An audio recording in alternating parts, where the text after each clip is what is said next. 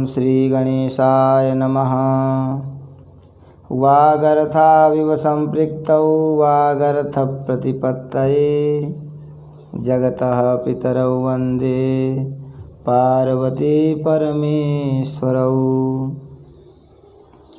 श्रीमद्भागवत महापुराण तृतीय स्कंध षोडश अध्याय जय विजय का वैकुंठ से पतन।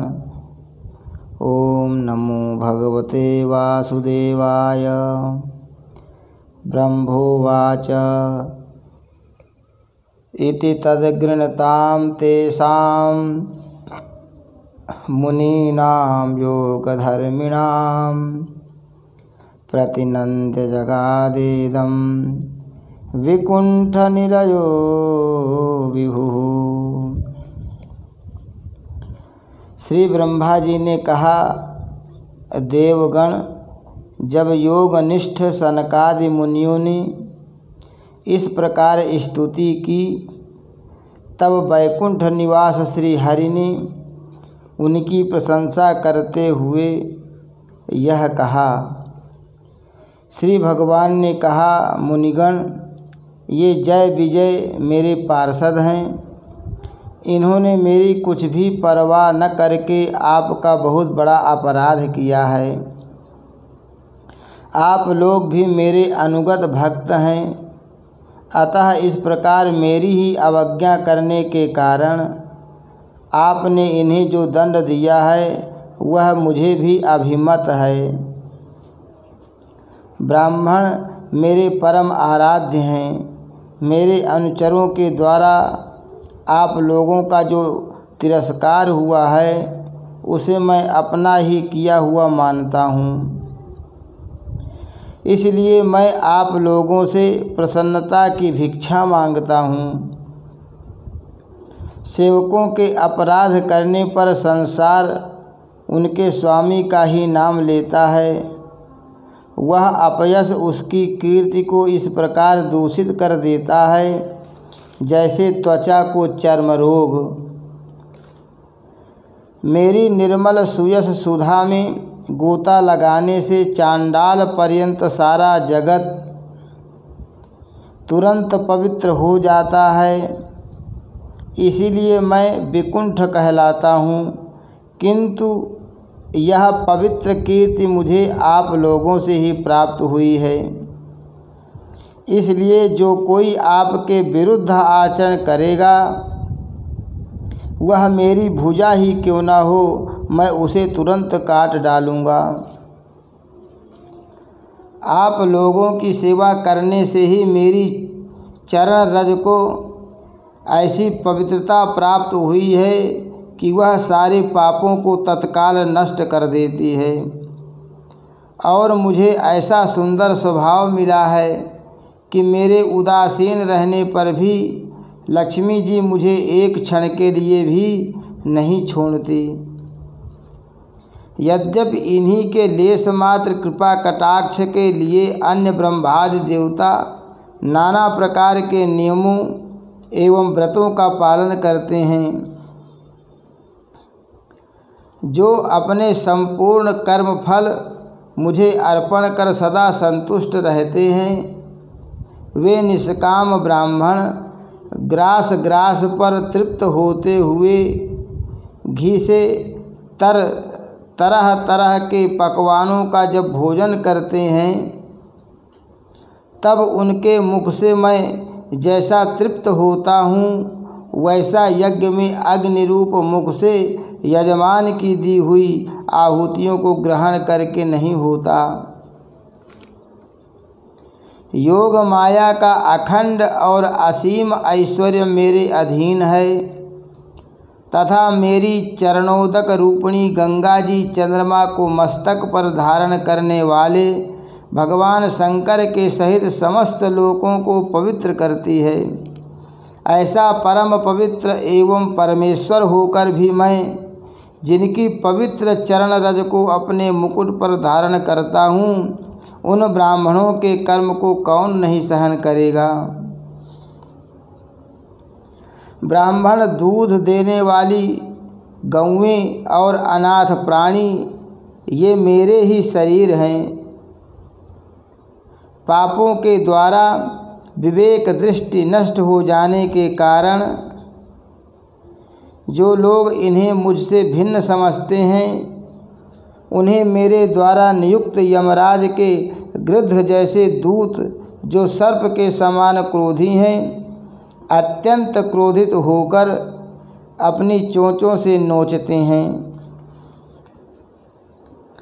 ब्राह्मण तिरस्कार पूर्वक कटुभाषण भी करे तो भी जो उसमें मेरी भावना करके प्रसन्न चित्त से तथा अमृत भरी मुस्कान से युक्त मुख कमल से उसका आदर करते हैं, तथा जैसे रूठे हुए पिता को पुत्र और आप लोगों को मैं मनाता हूँ, उसी प्रकार जो प्रेम पूर्ण वचनों से प्रार्थना करते हुए उन्हें शांत करते हैं, वे मुझे अपने वश में कर लेते हैं। मेरे इन सेवकों ने मेरा अभिप्राय न समझकर ही आप लोगों का अपमान किया है, इसलिए मेरे अनुरोध से आप केवल इतनी कृपा कीजिए कि इनका यह निर्वासन काल शीघ्र ही समाप्त हो जाए। ये अपने अपराध के अनुरूप अधम गति को भोग कर शीघ्र ही मेरे पास लौट आएं। श्री ब्रह्मा जी कहते हैं, देवताओं, सनकादि मुनि क्रोध रूप सर्प से डसे हुए थे, तो भी उनका चित्त अंतःकरण को प्रकाशित करने वाली भगवान की मंत्रमयी सुमधुर वाणी सुनते सुनते तृप्त नहीं हुआ। भगवान की उक्ति बड़ी ही मनोहर और थोड़े अक्षरों वाली थी, किंतु वह इतनी अर्थपूर्ण, सारयुक्त, दुर्विज्ञेय और गंभीर थी कि बहुत ध्यान देकर सुनने और विचार करने पर भी वे यह न जान सके कि भगवान क्या करना चाहते हैं। भगवान की इस अद्भुत उदारता को देखकर वे बहुत आनंदित हुए और उनका अंग भंग पुलकित हो गया। फिर योग माया के प्रभाव से अपने परम ऐश्वर्य का प्रभाव प्रकट करने वाले प्रभु से वे हाथ जोड़कर कहने लगे। मुनियों ने कहा, स्वप्रकाश भगवान, आप सर्वेश्वर होकर भी जो यह कह रहे हैं कि यह आपने मुझ पर बड़ा अनुग्रह किया, सो इससे आपका क्या अभिप्राय है, यह हम नहीं जान सके। प्रभु, आप ब्राह्मणों के परम हितकारी हैं। इससे लोक शिक्षा के लिए आप भले ही ऐसा माने कि ब्राह्मण मेरे आराध्य देव हैं, वस्तुतः तो ब्राह्मण तथा देवताओं के भी देवता, ब्रह्मादि के भी आप ही आत्मा और आराध्य देव हैं। सनातन धर्म आप से ही उत्पन्न हुआ है।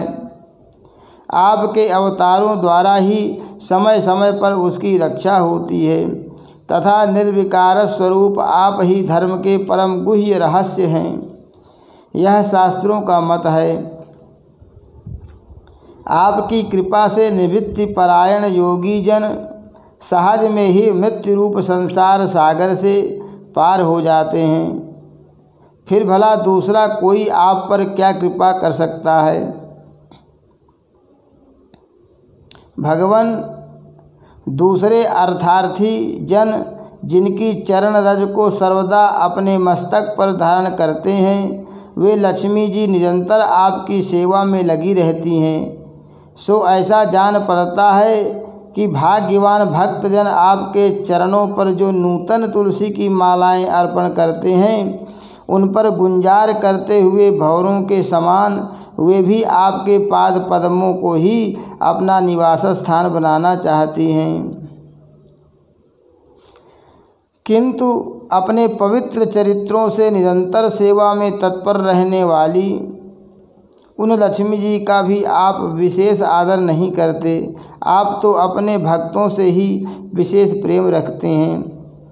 आप स्वयं ही संपूर्ण भजनीय गुणों के आश्रय हैं। क्या जहाँ तहाँ विचरते हुए ब्राह्मणों के चरणों में लगने से पवित्र हुई मार्ग की धूलि और श्रीवत्स का चिन्ह आपको पवित्र कर सकते हैं? क्या इनसे आपकी शोभा बढ़ सकती है? भगवान, आप साक्षात धर्म स्वरूप हैं। आप सत्यादि तीनों युगों में प्रत्यक्ष रूप से विद्यमान रहते हैं तथा ब्राह्मण और देवताओं के लिए तप, शौच और दया अपने इन 3 चरणों से इस चराचर जगत की रक्षा करते हैं। अब आप अपनी शुद्ध सत्वमयी वरदायिनी मूर्ति से हमारे धर्म विरोधी रजोगुण तमोगुण को दूर कर दीजिए।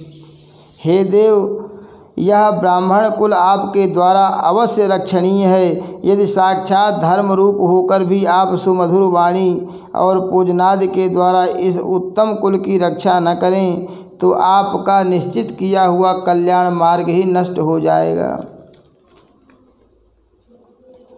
क्योंकि लोग तो श्रेष्ठ पुरुषों के आचरणों को ही प्रमाण रूप से ग्रहण करते हैं।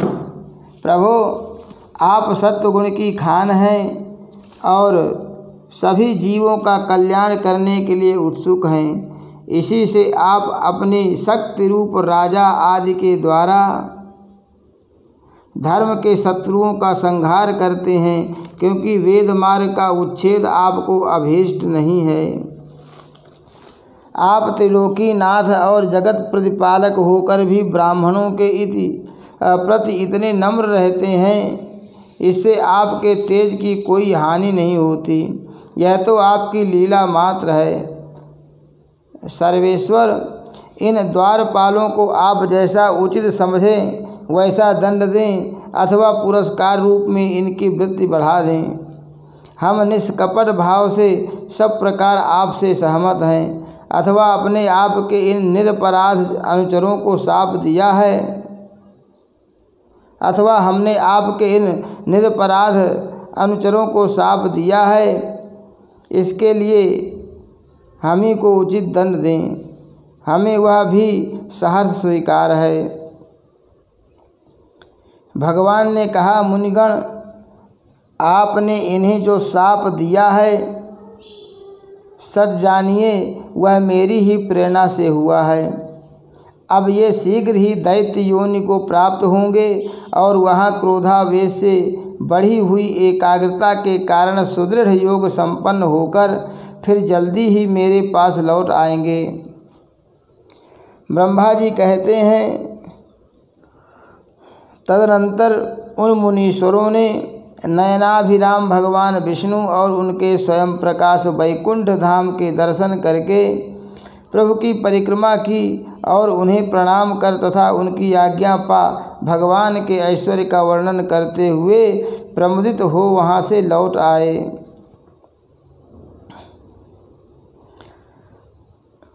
फिर भगवान ने अपने अनुचरों से कहा, जाओ, मन में किसी प्रकार का भय मत करो, तुम्हारा कल्याण होगा। मैं सब कुछ करने में समर्थ होकर भी ब्रह्म तेज को मिटाना नहीं चाहता, क्योंकि ऐसा ही मुझे अभिमत भी है। एक बार जब मैं योग निद्रा में स्थित हो गया था, तब तुमने द्वार में प्रवेश करती हुई लक्ष्मी जी को रोका था। उस समय उन्होंने क्रुद्ध होकर पहले ही तुम्हें यह शाप दे दिया था। अब दैत्य योनि में मेरे प्रति क्रोधाकार वृत्ति रहने से तुम्हें जो एकाग्रता होगी उससे तुम इस विप्र तिरस्कार जनित पाप से मुक्त हो जाओगे और फिर थोड़े ही समय में मेरे पास लौट आओगे। द्वारपालों को इस प्रकार आज्ञा दे भगवान ने विमानों की श्रेणियों से सुसज्जित अपने सर्वाधिक श्री संपन्न धाम में प्रवेश किया। वे देवश्रेष्ठ जय विजय तो ब्रह्मशाप के कारण उस अलंघनीय भगवत धाम में ही श्रीहीन हो गए तथा उनका सारा गर्व गलित हो गया। पुत्रों, फिर जब वे बैकुंठ लोक से गिरने लगे तब वहाँ श्रेष्ठ विमानों पर बैठे हुए बैकुंठ वासियों में महान हाहाकार मचा। इस समय दिति के गर्भ में स्थित जो कश्यप जी का उग्र तेज है उसमें भगवान के उन पार्षद प्रवरों ने ही प्रवेश किया है। उन दोनों असुरों के तेज से ही तुम सबका तेज फीका पड़ गया है।